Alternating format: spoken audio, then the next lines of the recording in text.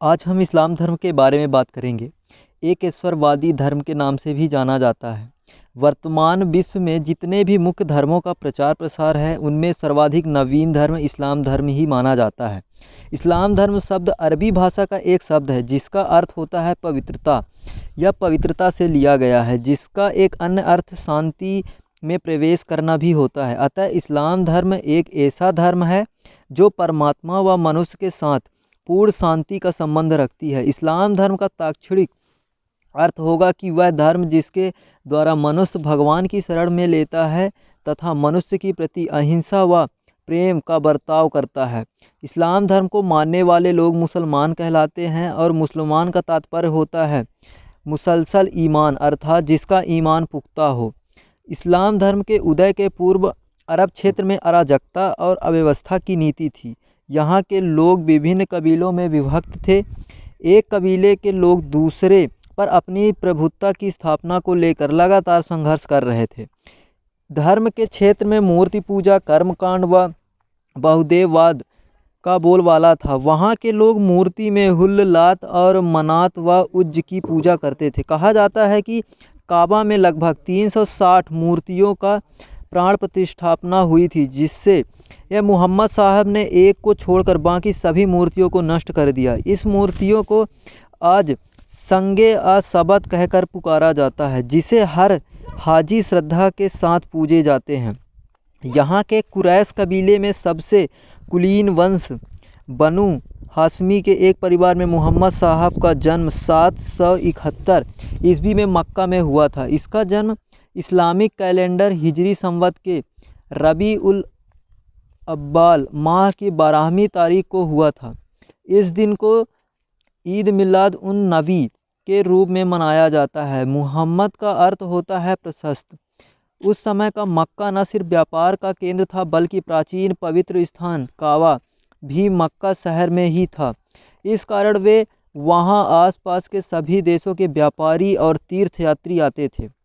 मोहम्मद साहब के माता व पिता का नाम क्रमशः अमीना व अब्दुल्ला था। मोहम्मद साहब के जन्म के पूर्व ही उनके पिता की और जन्म के 5 वर्ष बाद उनकी माता की मृत्यु हो गई। बचपन में ही माता और पिता के गुजर जाने से उनका पालन पोषण उसके चाचा अबू तालिब ने किया, परंतु दुर्भाग्य से कुछ समय बाद उसने चाचा की मृत्यु भी हो गई। तब उसका लालन पोषण उसके दादा अल मुतल्लिब ने किया। इस प्रकार उनका प्रारंभ जीवन काफ़ी कष्टमय से बीता और पार्थिव अस्तित्व को लेकर उन्हें नित्य नए संघर्ष करने पड़े। वे शुरू से ही हर काम को लेकर ईमानदार और निष्ठावान थे, जिस कारण से मक्का के लोग ने उन्हें अल अमीन का नाम भी दिया, जिसका अर्थ होता है भरोसेमंद इंसान।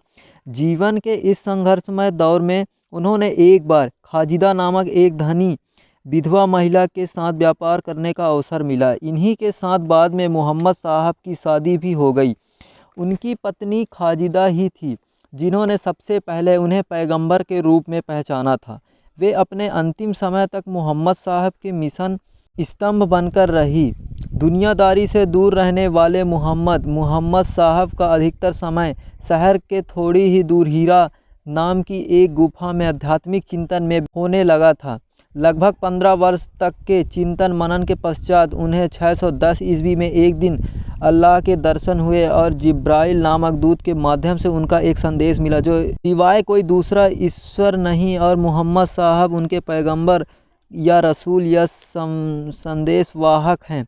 पैगंबर का तात्पर्य होता है पैगाम को अंबर से लाने वाला। केवल अल्लाह को मानने से कोई आदमी पक्का मुसलमान नहीं होता, बल्कि उसे यह भी मानना पड़ता है कि मोहम्मद साहब अल्लाह के नबी, रसूल और पैगंबर हैं। ज्ञान की प्राप्ति के बाद मोहम्मद साहब नबी कहलाए। नबी कहा जाता है कि किसी उपयोगी परम ज्ञान की घोषणा को नबी का एक अर्थ उस दूत से भी लिया गया है जो परमेश्वर व समझदार प्राणी के बीच आता जाता है। उन्हें अल्लाह के बंदों को सही राह दिखाने का भी संदेश प्राप्त हुआ है। मोहम्मद साहब इसके बाद हीरा नामक पहाड़ी से उतरकर मक्का वापस आए और अल्लाह के बताते हुए मार्ग पे 10 लोगों को सम्मुख रखा। खाजिदा विश्व की पहली महिला थी जिन्होंने मोहम्मद साहब के नवीन इस्लाम धर्म को स्वीकार किया। इसके बाद मोहम्मद साहब के चचेरे भाई व दामाद अली तथा अबू बकर ने इस्लाम धर्म को स्वीकार किया। मोहम्मद साहब के विचारों का कट्टरपंथी ने विरोध किया, यहाँ तक कि उन पर कई जानलेवा हमला भी किए गए। प्रतिकूल परिस्थितियों के कारण मोहम्मद साहब अंततः 16 जुलाई 622 ईस्वी दिन शुक्रवार को मक्का छोड़कर वहाँ से लगभग 300 किलोमीटर उत्तर की ओर यसरिब चले गए, जो इस घटना को इस्लाम धर्म के इतिहास में हिजरत के नाम से जाना जाता है, जिसका एक अर्थ एक स्थान से दूसरे स्थान जाना होता है। इसी हिजरत के उपलक्ष्य में मुस्लिमों ने सबसे पवित्र संवत हिजरी संवत की शुरुआत की। हिजरी अरबी भाषा के शब्द हिज्र से लिया गया, जिसका तात्पर्य होता है दुख या जुदाई या वियोग या अलगाव। यह संवत खलीफा उमर के आज्ञा से प्रारंभ हुआ था। यसरिब नगर के लोगों ने उन्हें शरण दी और आदर से उनका स्वागत किया। मोहम्मद साहब ने वहां पहुंचने के कारण ही उस नगर का नाम मदीना या मदीन तुनबी अर्थात नबी का शहर या नबी का नगर पड़ा। मदीना के जिन लोगों ने मोहम्मद साहब और उनके साथ गए लोगों की मदद की, उन्हें अंसार या मददगार कहा गया। मोहम्मद साहब और उनके साथ वहां पहुंचे अन्य लोगों को मुहाजिर कहकर पुकारा गया। मदीना में मोहम्मद साहब के विचारों का प्रचार प्रसार तेजी से हुआ। वहां पर अपनी शक्तियों का संगठन करने के बाद मोहम्मद साहब एक बार फिर से मक्का लौटे और इस बार वहां के लोगों को उन्होंने अपने धर्म में परिवर्तन कर लिया। मोहम्मद साहब की 632 ईस्वी में इंतकाल के समय तक पूरा अरब क्षेत्र इस्लाम धर्म से